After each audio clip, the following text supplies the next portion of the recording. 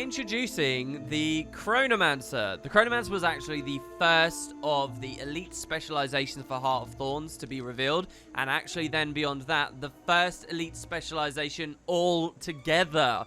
It came with its appropriate trailers and stuff, because in the early incarnations of the elite specs, they were doing a little bit more for the real reveals, and they look like this.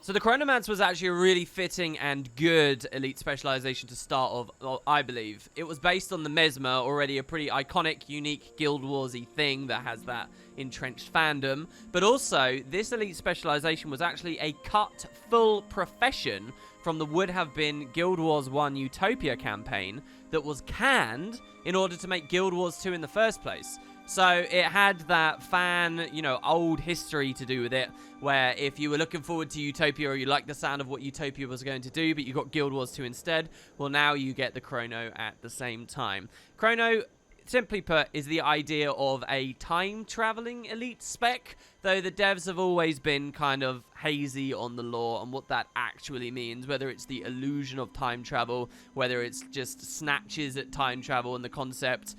You really kind of have to go dig in to get a real grip on it. Obviously, this thing can't go back in time and change story events or go forward in time and leak new expansions, but it can manipulate combat scenarios in some pretty interesting ways with its new mechanic called Continuum Split. So let's talk about it. First of all, what it's good at and where its place is with the game. So being a Heart of Thorns elite specialization by the time I'm getting to this video, it's lasted a long time, and for most of it has been the #1, I would say, boon support for endgame PvE.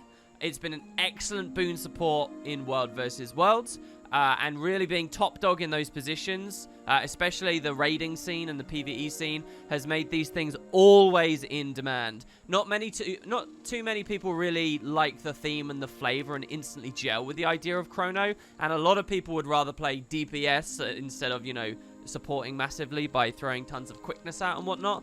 But this has been so strong for so long. Quite often, many 10-man compositions have required 2 of these, and they're just those things that guilds are always looking for. If you dare to play it once, you're stuck on it forever in those endgame scenarios. And yeah, if you're looking for something high in demand, if you're coming to Guild Wars 2 and thinking, oh, what should I play? Believe me, Chrono will have a place, and has for a long time had a place. That's actually because of the introduction of a new mechanic with it that was like a boon, but wasn't one, as in it couldn't be stripped or modified in various ways, called Alacrity. So Alacrity these days is actually a global effect now, and it is a boon. It's like might, it's like retaliation, it's like regeneration. It can be stripped, it can be extended, and so on. But when Chrono first came out, it was exclusive to this, and extremely overpowered. It cuts cooldown, recharge of your skills, and if you shout out to your allies too, meaning you can spam your most powerful defensive abilities more, you can spam your most powerful offensive abilities more, your break bar and CC abilities, all these things just get wider access, and the game becomes much easier, to the point where a lot of content kind of had to be balanced around the existence of Alacrity.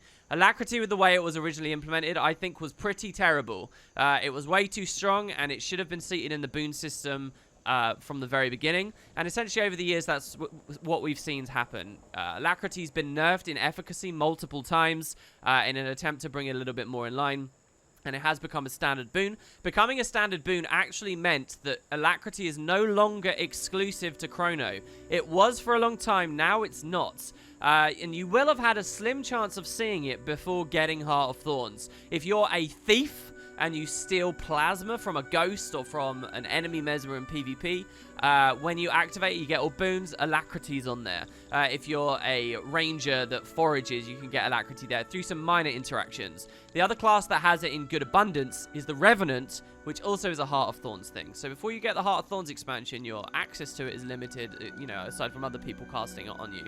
Chrono is still king of Alacrity, and that is one of its big, you know, cornerstones. It's just not exclusive to it anymore. And you can tell already the discussions I'm having here tend to have been very turbulent over the years. Nobody likes nerfs. Nobody likes restructuring or retooling of things that they immediately really liked the feel of. And Chrono honestly has been, of all Elite Specializations, the one that's gone through the most changes, I think, or radical changes. Even up to right before this video, fairly recent patches here in 2018 have had the Chrono going through big changes. I don't know when this video will become invalidated, but early in this year, Mesmer in general had a big update with the way its phantasms and stuff worked, and I've got to assume we're somewhere near the end of the line now, maybe? Maybe. So, let's talk about what they introduced. First of all, for gear, what you're looking at I'm wearing here is a Heart of Thorns set. It's the bladed selection of gear from the first map, the Verdant Brink, but the shoulders, these are actually Chronomancer shoulders, and they're really cool. I'm not super into Fashion Wars 2, but I find myself using these all the time. If I turn off my chest piece here, look at how huge these shoulders are, and they're light armor. They look extremely heavy, don't they? And that's what's kind of cool about them. You can actually use these very effectually on Reaper, which I did the Meeting the Reaper video recently, and they die super well also. I won't linger on this too long, because I know people, not everybody's into this, but say you can dye the outside of the pauldrons, you know, and if you're on a Reaper, you might make that all black and nasty and crazy. But also the inner glowing runes that you see on that inside band, these can be dyed, and in really interesting ways, depending on the lighting or where we stand, changes them, but you know, it gives you this cool glow, and they're generally just a pretty awesome piece of gear. Probably the best Elite Specialization gear that came from Heart of Thorns, in my opinion. So that was their armor. Their weapon, when fully upgraded, became this. This is Horologicus. Not actually as flashy as I think it could have been. It's kind of like the Celestial Compass from Guild Wars 1. But not looking quite as good. It's much bigger because the Celestial Compass in the original game was simply a focus. So you now get a whole shield of it, and it's a cool idea for a shield, definitely. The other thing is, though, on the gem store, many years after the Chrono came out, the devs did eventually release another set called the Timekeeper, which is probably better for Chrono-like aesthetics, but it's gem store related. And the Celestial Compass itself appeared too. There's a good outfit as well, the Timekeeper outfit. But yeah, so this is generally what you'll look like with access to HOT and the Chrono gear. This is all default dyes as well. I know it's slightly tinted green and blah, blah, blah. This is just default dyed like I showed off in that previous video. The final thing to do with gear that was introduced in association with the Chronomancer was this: superior runes of the Chrono. Heart of Thorns added a new rune set for every one of the Elite Specializations. You'll see that there's actually a bit of a gold value here. Depending on your game type, depending on the specific balance, depending on how hard you want to think as you're playing as a Chronomancer, these runes can actually be quite nice. You notice they're power and precision oriented, which is funny to me because I feel like if there was ever an Elite Specialization that wouldn't have those, Mesmer's on the list. But the T6 is really the relevant thing. We apply quickness when we cast a well. So quickness is obviously about speeding up our animations, and is all over the place. Quickness and Alacrity, two boon fortes of the Chrono, and you can see one of them is represented right here. It says when you cast a well, and well, that's because that's our new utility class. While the Reaper got shouts, we're getting wells. Before the Chrono was introduced to the game, the only class with wells was Necromancer. And yes, that means you can run a Necro or a Reaper or a Scourge on Chrono runes and give your Reaper quickness, which has also had some interesting theoretical applications, but I don't like that much. But for, a big deep dive we don't have to go into. So, yeah, we'll look at the wells in a second. That's our utility type. What's the other thing that our original miner gives us? Well, here, let's see. It's called Time Splitter. Gain access to Continuum, Split, and Shift, which allows you to revert to an earlier point in time and gain access to wells. So we get two new skills here. And you'll notice on my shatters, I have an F5, which I've bound to Q, a bit more accessible, and I've always liked this for the F5s. Obviously, default Mesmer and Mirage are only getting the original 4. So there's 2 skills bundled on this. You have the original skill, and then once you've cast it, there's a flip over skill. We can look at the tooltip to see what they are. The first one is called Continuum Split, and you'll notice it's on a 105-second cooldown. So just like all the other shatters, the more to the right we go, the longer the cooldowns are. 12 seconds, 25, 38, 50, and then finally Continuum Split. I actually have these traded to be a little bit lower cooldown right now, I think. Yeah, so very, very long cooldown. And what does it do? How can we justify this? Well, we destroy all of our clones. Remember, it's a shatter, so it interacts with how many illusions we have up, all right? So destroy all of your clones and create a rift in the space-time continuum. When it expires, you will revert back to this point with your previous health, endurance, and skill recharges. Duration increases per illusion shattered. And then what I can also do here is I can look at Continuum Shift. So the opening one is Split, the second one is Shift, and this one says at 5,000 range, we can at will revert back to the previous timeline. Our health, endurance, and cooldowns are reverted to their previous states. You are transported prematurely if the rift is destroyed. So, we're going to spend a while talking about this. You know, we looked at Reaper Shrouds in the Introducing the Reaper video, and that was the equivalent. So, there's a lot to talk about here, and it was so exciting to see the devs first introduce this to the game because the possibilities are wild. Alright, so the rift will last longer the more clones we have. So, what I'm going to do here is just do some very simple clone generation. A mirror images plus a sword 3, an illusory leap. And what we're going to do is press Continuum Split to create the rift. I'll note as well that while we're going to split into this second timeline, our clones won't, because to activate it, we're going to destroy them all. And, you know, if I summon phantasms, like if I've got a greatsword or something and I summon them while I'm in the rift, they won't come back alive afterwards or anything. It's just for us. All right, so here, I'll show you how it looks. We're going to summon these guys and these guys. I'm going to press Q and run away. And you'll see here, I've created a Continuum Rift back there. And what it's going to do, it's actually getting attacked by the New Hawk there, is when it breaks, which is what you just saw there, we got teleported all the way over to it. And then the guy CC'd us and kept us close to him. But that's the idea. We're going to port back. Now, what I didn't demonstrate there is at the moment of porting back, our health goes back, our cooldowns go back, and so on. So one thing that's really good to do in Continuum Split is the second you enter it, use your most important high-powered stuff. And then, a few seconds later, the rift will go away, and you'll be back. And you basically get to double cast all of your skills.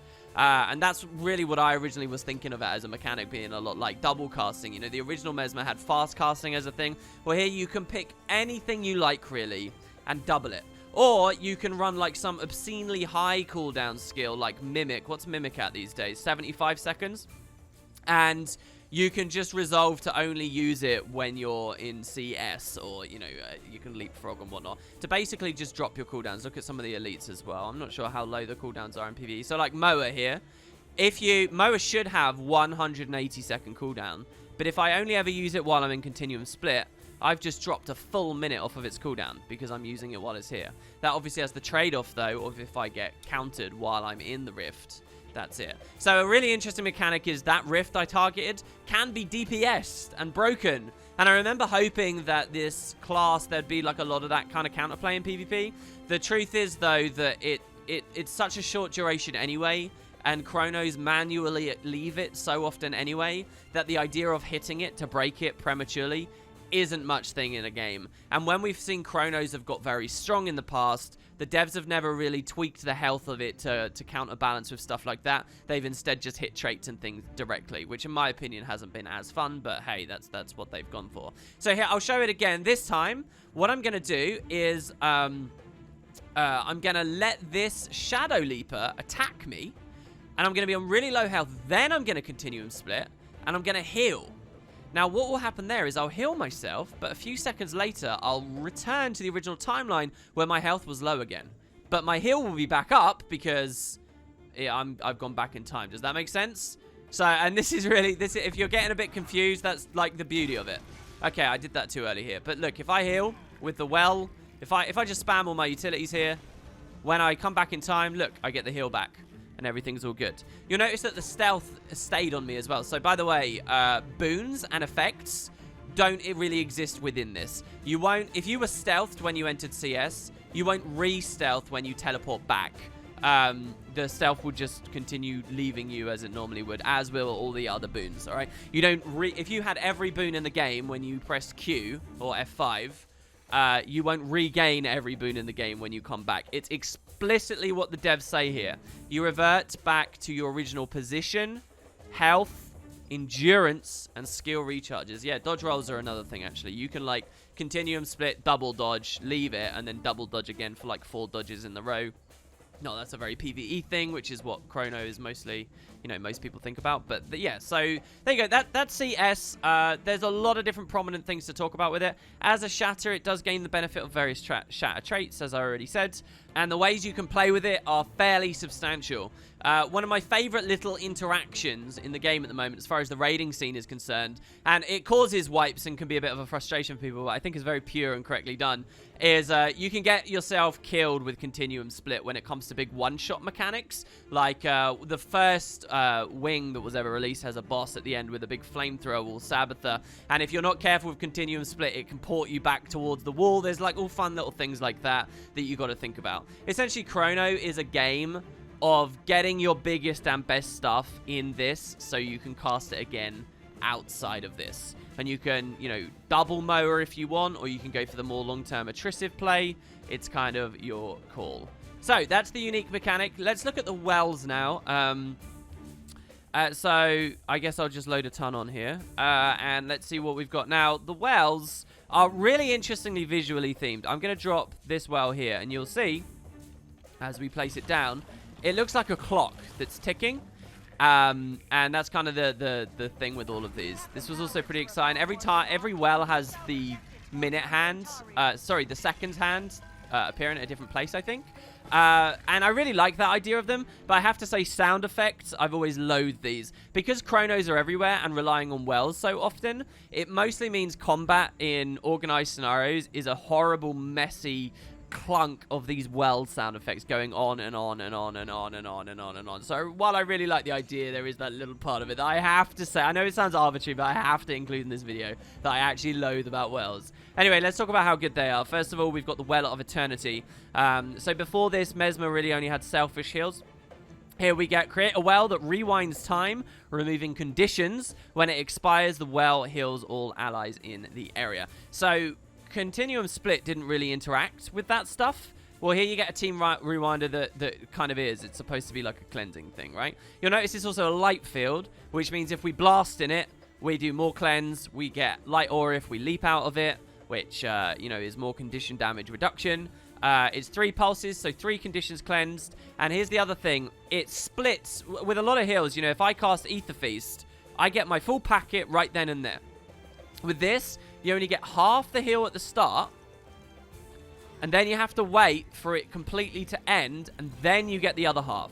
And that's the main difference between these wells and Necromancer wells. Necromancer wells are, you know, they're a core thing. They're very, very basic. They just have their effect rolling. For Chrono, it's always the establishing effect, or the effect over time, I should say, and then a big, like, finale when the clock strikes 12 or whatever's going on, yeah?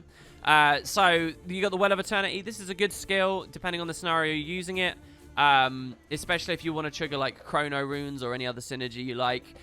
You can't go too far wrong with a Well of Eternity most of the time.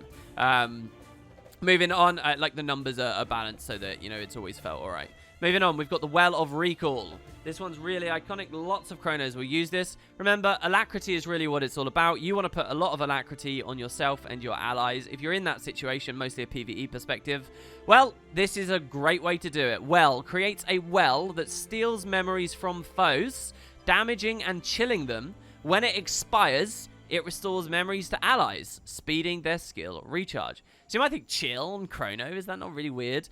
What the devs are playing with is that when you are chilled, your recharge time slows down. Something that never had proper UI, if I remember rightly, until Heart of Thorns and the Chrono came in, when they added proper UI with the Alacrity stuff as well. Before this, there were only some spiders and like Twilight Arbor that really did this effect. So as you place it, you slow down their recharges and their movement. And then when it ends, you pulse Alacrity out. And it's a very high duration Alacrity here as well. We don't have to go specifics into numbers on this, but it really is a good amount. And it's all around you, which you can obviously extend with boon duration and whatnot. Really, really, really potent. You'll notice that when you are applying Alacrity to yourself, you kind of can't trust the listed cooldown because it's going to be lower because the Alacrity, it will affect its own, itself. So yeah, it might look really, really gross on the full 30 seconds. There was a lot of discussion when Chrono came out, if I remember rightly, where people felt all the cooldowns were really high because Alacrity was supposed to be there. Then Alacrity got nerfed in efficacy, but the cooldowns never changed too much. Nonetheless, Chrono is still in a very good place. Don't let anyone dupe you into believing otherwise. Next, we have the Well of Calamity. So this is just pure offensive well, not used so much. Create a well that rends time, damaging, weakening, and crippling foes in the area. When the final pulse of the Well of Calamity triggers, it deals massive damage to the foes in the area. Now, that's reading massive damage. It's not as massive as I believe it really could be. Nonetheless, there's some cool ideas of comboing this with other mesmery things to stun people at the last pulse. Let's see the Well of Calamity here. So it's just all about damage. You won't find people run this too much. Throwing weakness on there is okay. And you'll notice, by the way, while the heal well is a light field, the other ones are ethereal fields. So blasting in these is not the same. This will give you chaos armor and stuff, right?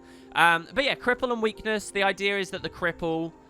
This is a skill that provides its own win condition, right? Because it's crippling them and then they've got to, like, stagger their way out before the end. So kind of a fun idea of, like, trying to counter it or whatnot.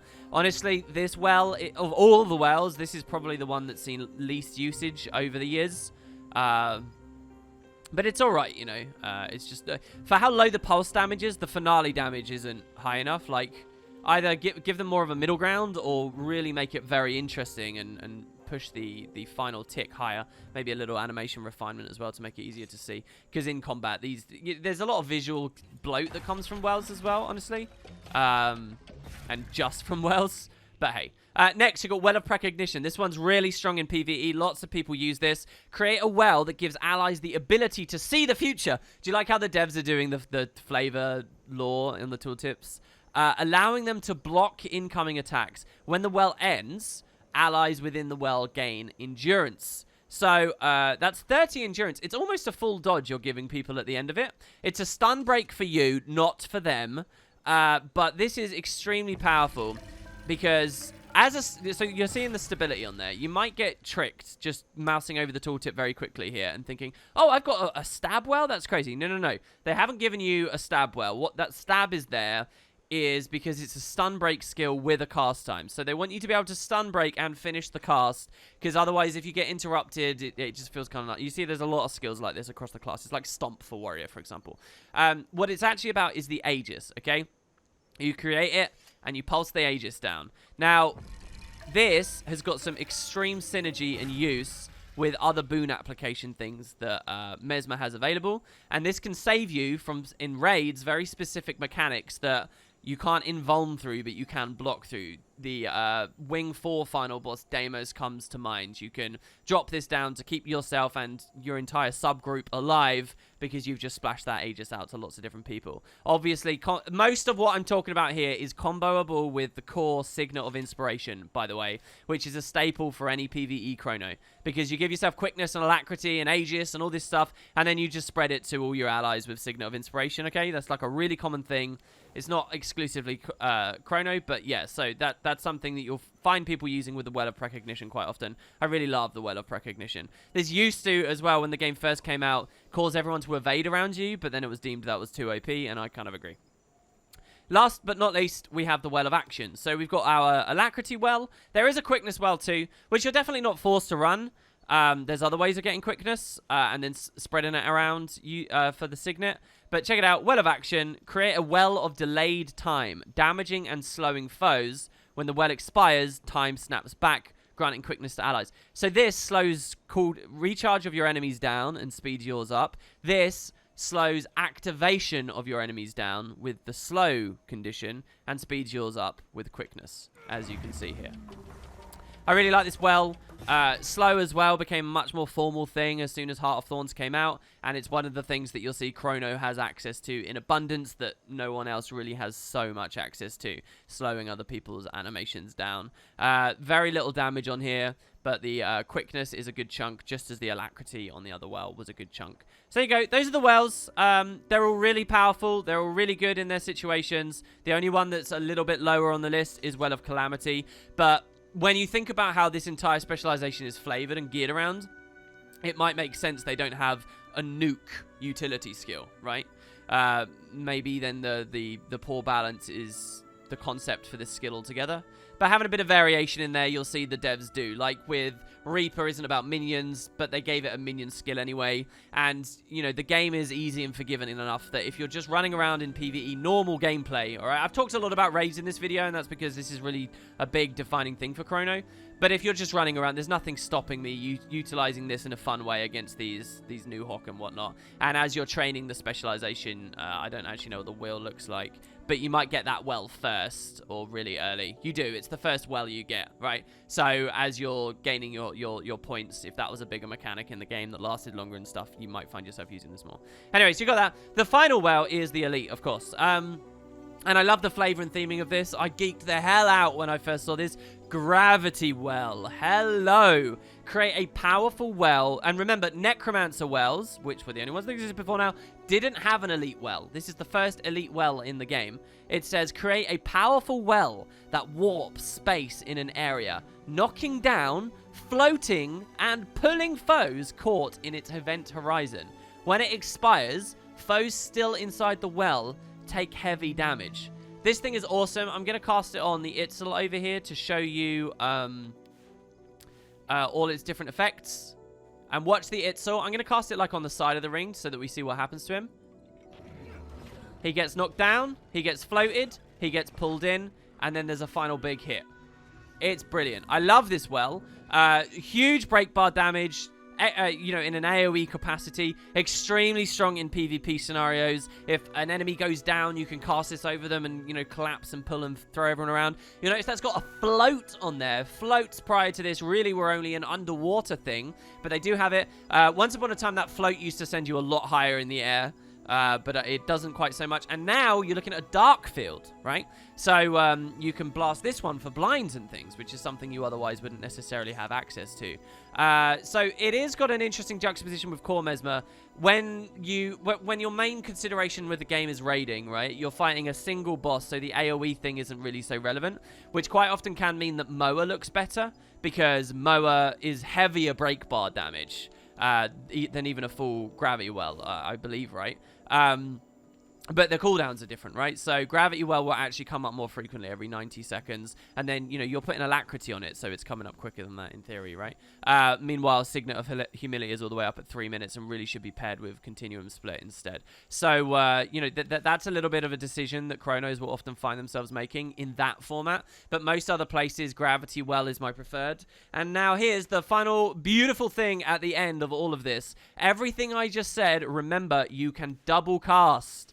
Yes, because you can tie it all with Continuum Split. If I really want, I can summon an illusion there. I can start casting the Gravity Well, Continuum Split, leave the Gravity Well, and cast another one. And look, I just cast 2 in a row. We're just going to kill him there almost, purely with Gravity Wells, because we doubled them up. Now, obviously, that's spiking and sacrificing the cooldown pretty heavily, but that's something you can do.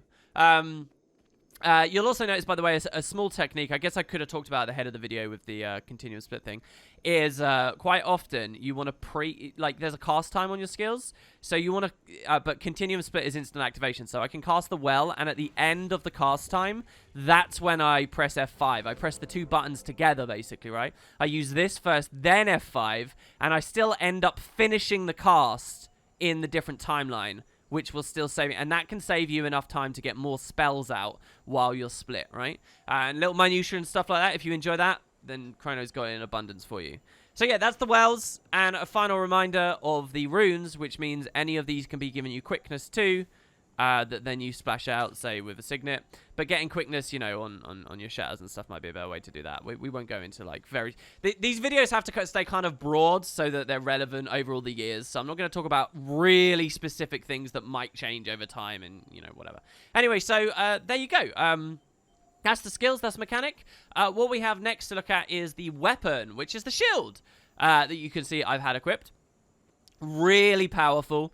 This thing is so powerful that shortly after Heart of Thorns came out, it and ArenaNet tried to take PvP seriously for one big last hurrah when they revamped the ranking system and stuff. We ended up unbelievably tanky, and every basically engagement stalled just because shield was so powerful at keeping people alive. If you got to think about the other shields in the game, like engineer shield, warrior shield, they have a certain amount of block on them, a certain amount of utility, just a little shield back and block sorry, a shield bash and then a bit of blocking on the warrior. That's it. Well, Chrono Shield does about 1 million things, starting off with the skill 4, which is actually 2 skills. It's Echo of Memory and Deja Vu. And I'm just going to show you the animation before we go through the tooltip. I think this is the easiest way to do it. We're blocking, okay? So for a period of time, we're blocking skills. Block incoming attacks for a short duration. If you fully finish casting the skill, though, as in you're not interrupted in the middle of it with like some unblockable CC or whatever, if you fully channel it, summon a phantasm that will slow enemies and grant protection to allies. Okay, so let's just deal with that here. Yes, every offhand for the Mesmer includes some kind of illusion summoning thing. Here we're getting a phantasm. It's called Phantasmal Defender, I think, or Warden maybe, because the Defender is just a utility skill, isn't it? Yeah, so which taunts on activation and then blocks on its own. Alright, so what we're going to do is attack this Caustic, and we need to let him actually get us in combat first, so we need to let him hit us. Then once we're in combat, we're just going to use the skill 4. And it doesn't matter if we block or anything, we're just going to cast it, and when it finishes casting, we'll get our Phantasm. Alright, so he's going to attack us and put us in combat. Now I'm going to use the shield 4. And so here you go. We get our... there you go. It's called an Avenger. So we get an Avenger who will run forwards and do his thing before then disappearing and becoming a clone. Well, I was hoping to show it a little bit better there, but the guy died.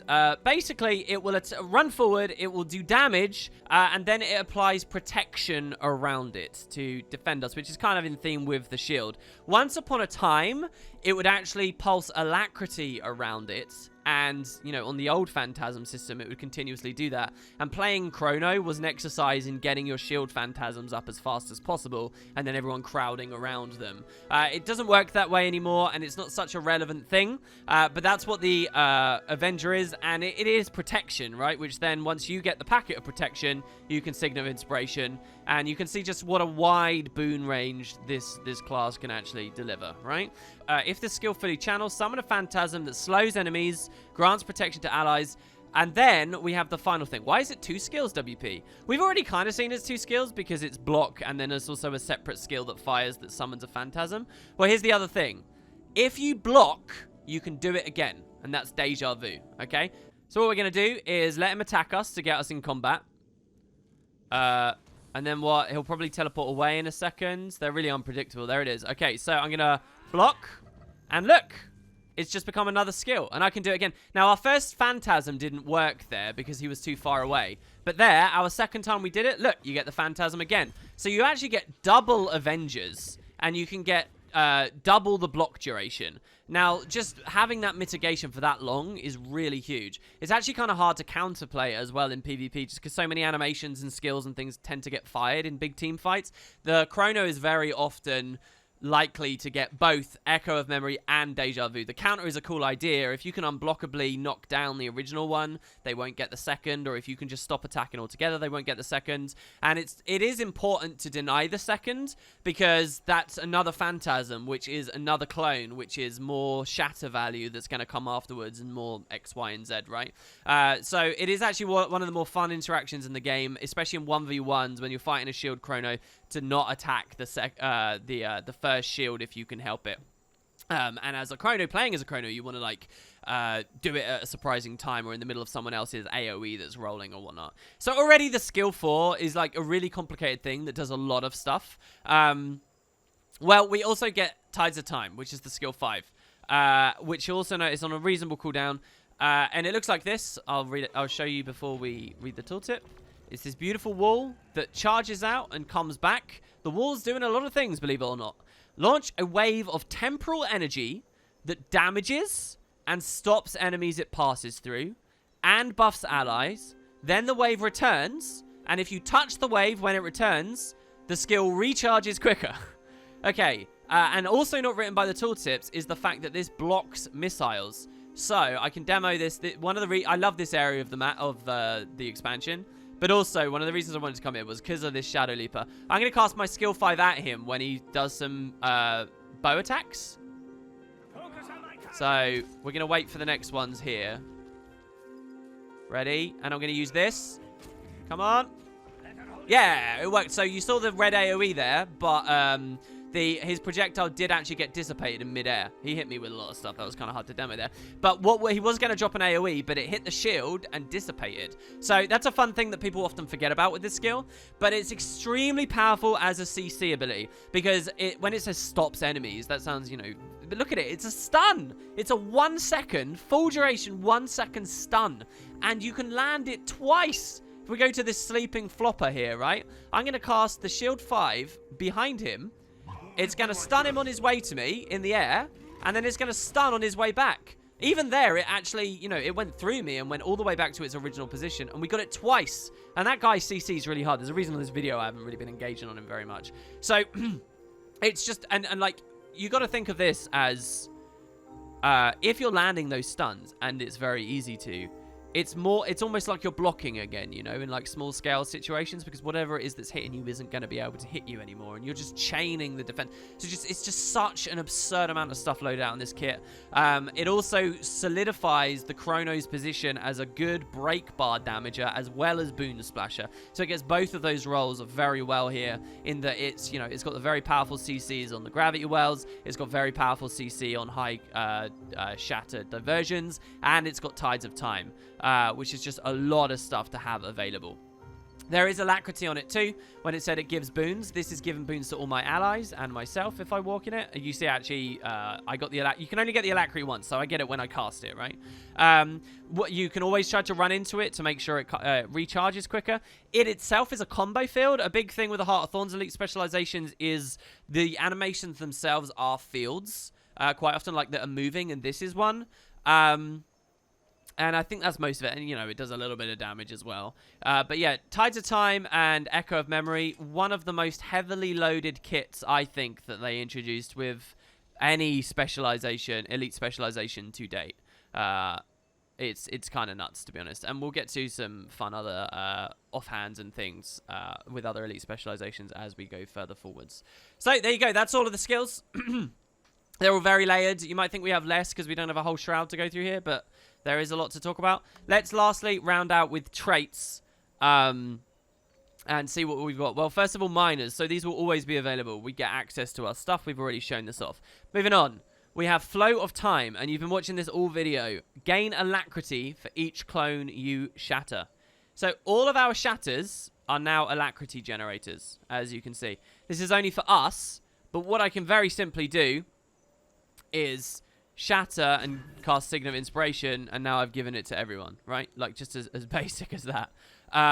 So, yeah, Mind Rack gives you shatters. You could obviously trait to do double Mind Racks and stuff if you really cared about all of that. You've got Cryofication, all of them, including our new one here as well. And so that just ensures that it's always kind of splashing around and rolling around no matter what you do on the class. I think it's a good idea for a miner here. Next as well, you got Time Marches On. You move 25% faster.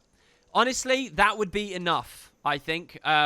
Mesmer could be counterbalanced in a lot of ways by its mobility, and it didn't really have access to anything like this until Chrono came out.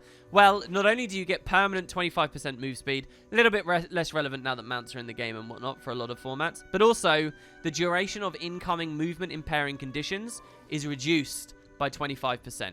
So the idea is, we're a master of time, so anything trying to slow us in any way has to leave. And, Chill being on the list is actually kind of cool. So, yeah, I think this is actually pretty overpowered, to be honest. A lot of Chronos don't really care about this, at least the 25% move speed, because you're likely to be on Sign of Inspiration anyway, which was separately buffed to always give you swiftness every time it ticks. But hey, it's a thing, especially in the formats where you're playing a Chrono and you don't have Signet of Inspiration. So, for example, if you're playing like a Greatsword Chrono, I'll talk about that in a second. Okay, so let's talk about the top line. Top line is all to do with slow delivery, all right?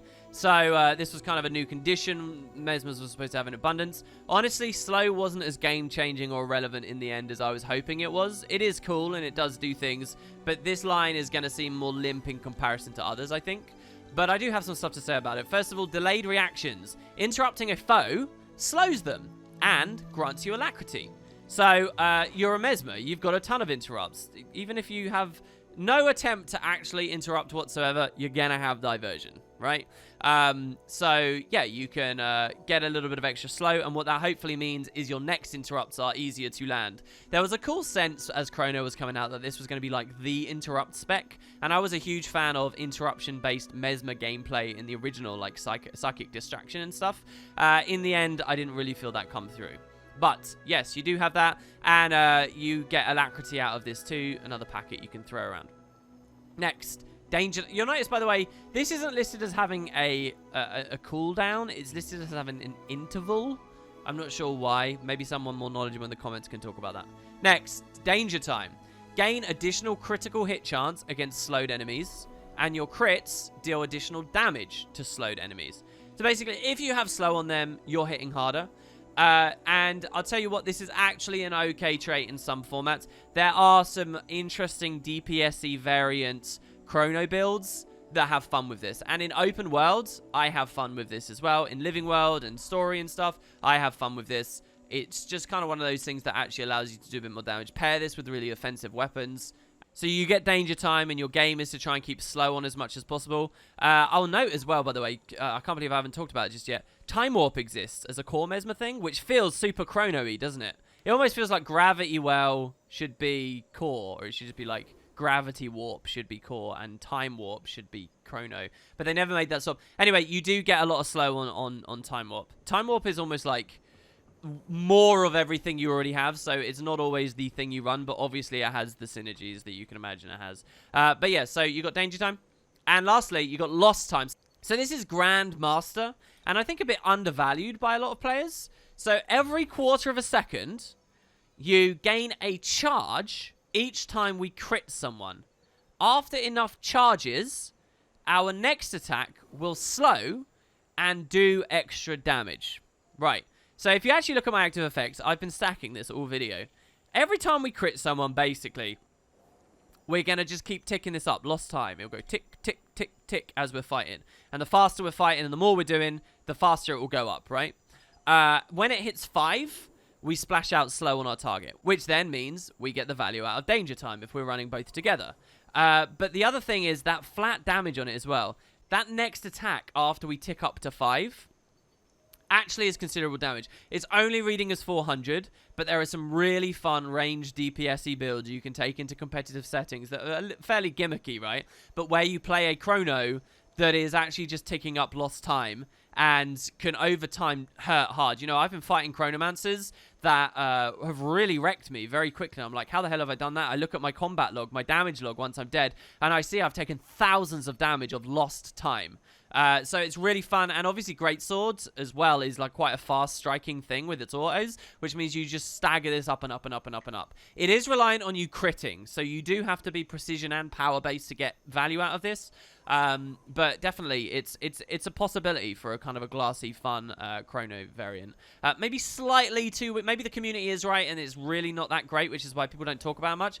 Could use a slight buff, but already I like it, honestly. Next, we have the middle line. This line is all to do with quickness and speedy stuff. Starting off with time catches up. Activating a shatter now gives our illusions super speed. So here, I'll demonstrate this one in action. We just had to go to a different overflow server. What I'm going to do, it's on shatter, right? So what I'm going to do is I'm going to summon this disenchanter who's going to appear somewhere around the Shadow Leaper. He's going to use his ability and then become a clone. And as soon as he becomes a clone, I'm going to shatter him. And watch how he races in. Ready? So there. And now I'm going to have him race in. And he charged really quickly over to the Shadow Leaper and nailed him. Now, when you're doing that with 3 clones up all at once, all of a sudden, you're going to start seeing it's really worthwhile. Obviously, it's more of a thing where you're against mobs like these that move a lot, might be running away from you. It's a great thing in competitive environments. Not really a thing, the super speed aspect, that you think about much for like fractals and raids and whatnot, because stuff just doesn't move enough for it really to be a thing. But this can be really strong in those other modes and pretty nice. Obviously, then you get the 10% damage increase as well, which is a good modifier. And that triggers when they have a movement impairing condition. So like slow, if you just put slow out with this, well, you're getting the benefit from this. Or if you have... Well, actually, no, slow isn't a movement impairing condition. I guess not slow. But cripples that you're throwing out, the chill that you get from the well or whatever. Greatsword has a ton of cripple on it as well, so you can just get, you know, have the value of this a lot of the time. It's a good skill. Good trait, sorry. Next, illusionary reversion. Shatter skills generate clones if you have enough clones present. Required clones 3. This is going to look really weird, but it's just the way that balance has gone through the years. This has been nerfed and changed and refined. Essentially, what the idea of this is, you know how when we Continuum split, we kind of don't get to interact with time-traveling clones in any way. The idea here is that's what's going on. If you have a ton of clones, we shatter, but some of them come back from the future and they're alive again, right? That's kind of the idea. So...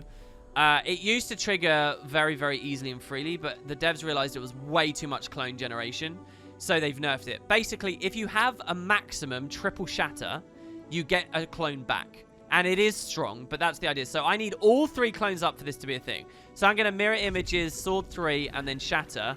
And if you notice, when they run in, I had an extra one appeared here, a 4th clone. It's not the same as unlocking a tier 4 shatter and stuff like that. But here, so look, I've got to get my 3rd guy up. There you go. And now we can shatter it down. And now we've got our extra one. And having this extra guy here can be useful, right? For various things. But while I'm 2 here, I don't want to shatter until I can finally get that back. Now I can mirror images and shatter again. And I can do 2 triple, shatters back to back. So yeah, that's a thing. We're going to get CC'd by that guy if we're not really careful. And that's very useful for clone generation when you're shatter oriented, for getting more boons out. You know, if you tie with chaos and stuff and you want more boons on all of your things, there you got it. Illusionary reversion. And finally, seize the moment. Gain quickness for each clone you shatter. Very simple. Super good, because it means that any of your shatters here are now going quickness and alacrity, which means it's the easiest thing to keep high quickness on your allies. You just shatter and press this.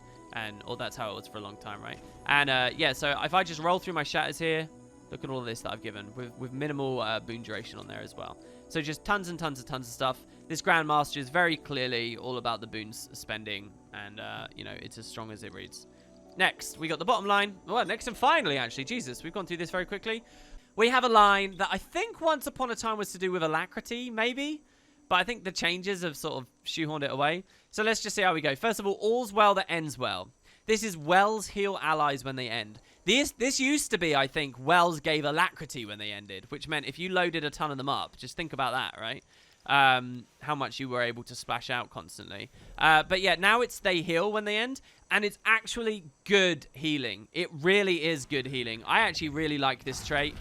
Even with no healing power investment, you got to remember, you're kind of in that supporty position anyway. You're not supposed to be heal support, but here you supplement the heal support in a big way, and you can even be relied on, which consolidates roles so much better and frees up party slots for you in certain scenarios. So I really like all's well that ends well. It was quite a recent change that became a healing skill.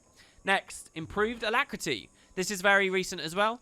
Alacrity applied to you is stronger, but has reduced duration. So, essentially, when Alacrity was transformed in a lot of ways to become a regular boon and to be shared out via the mechanism and stuff, this trait changed. The idea is, with this, you can return Alacrity to how it felt when Heart of Thorns came out, where it was just really strong. But the devs know that that's OP to be able to share. So, it's just Alacrity applied to you, and to counterbalance it, because this isn't GM or anything, you also get it shorter. So, I'll show you how this feels. I'm going to use my skill 5 here, right? You see that we've got Alacrity on us. And so here, we'll wait for it to go away again. All right. It's 22, 21. When I hit my Alacrity here, That's generally, you know, it's like saving us a second each shatter or so, right? That's how it's going down. Now, what I'm going to do is I'll proc more Alacrity on myself with the well here, okay? The well of action, but I'm going to have improved Alacrity on, right? And we'll demonstrate with Deja Vu. Okay, so 29 seconds, and now the improved Alacrity.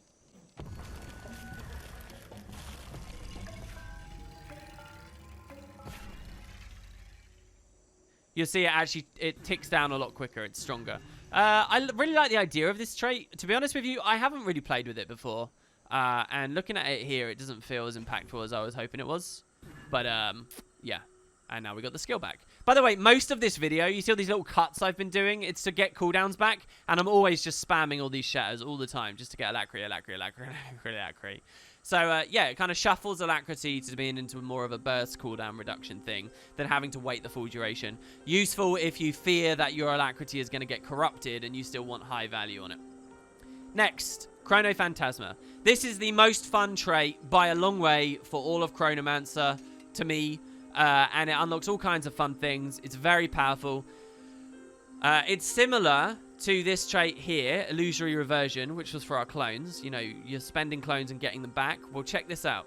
Chronophantasma. The first time a phantasm would become a clone, i.e.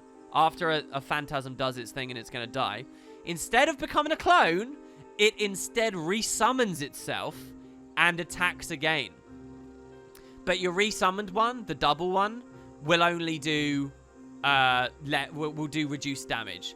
Here you can actually see in PvE, it still does exactly the same damage. So you basically can double cast phantasms with this trait, all right? Now, it reads that there's a daze on there. Basically what this is the second phantasm that spawns from this trait won't use its animation instantly. It will stand there dazed for a bit, and then it will do it. And that's an important facet of this trait because it allows your opponents, it allows these, you know, frogs that we're fighting to kill the new one before it does its thing.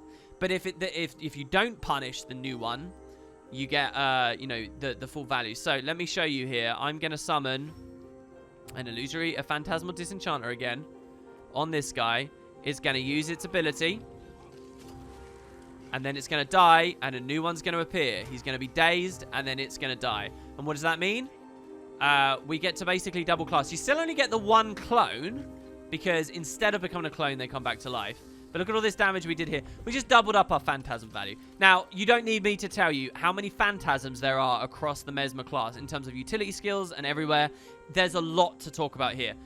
In terms of what you can double up. I'll also notice the potency with Echo of Memory, which already was doubling up Phantasms. So you can get 4 Phantasms from this shield skill if you're able to proc it every time. Look, he was out of range there, so we didn't proc it every time.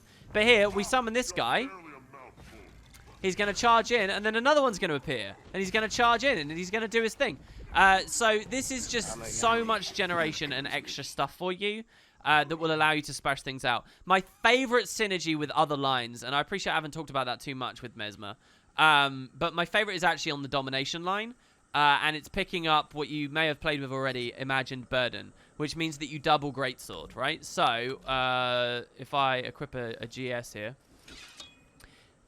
this should be 1 Phantasm, but we can pick up this trait, which means it's 2, and we can combo it as a Chrono with Chronophantasma, which means it's 4. And then we could even run like the Signet to refresh them. So I can cast Greatsword 4, go for 2, they die, they respawn as more, they do it again. Then I can go Signet and do this again. And just we're summoning so much stuff. And you know, if you get the correct shatter value and timing with your clones and things at the same time and you're shattering the right stuff, it's a lot of different stuff you're ending up getting around. Now, I'll note, in PvE, the second ones that spawn are every bit as good as the first ones. But in PvP, and I believe World vs. World as well, they only do 50% of the damage. That's fine, though, because a lot of Phantasms is not even about their flat damage. Like my Torch guy, he dazes and does triple confusion and burning. He has good damage on there as well. But, you know, that stuff isn't reduced by Chronophantasma. You know, and the other effects that we get from any of our Phantasms are still there. And so you'll find it's still a highly valuable thing. The real sadness is you can't take Chronophantasma and Lost Time. If you could have both of these, there would be some real, like, not bursty, but glassy, like, chrono builds that aren't relying on shatters, but just damage output. And they could accomplish that with this kind of thing. But yeah, so there you go. That's Chrono. It's really exciting. I love Chrono Phantasma. I really, really think these days this is the part of the Elite spec that binds it all together to me a lot more. But there you have it. A very complicated, very cool homage to a profession that never was in the original game, themed around time travel that's not really time travel, that we learn in the Maguma jungle. So there you go, guys. Hopefully this was a good introductory video. I hope you enjoyed, and I'll see you for the next one next time. I don't know what I want to do next, by the way. Any suggestions would be welcome.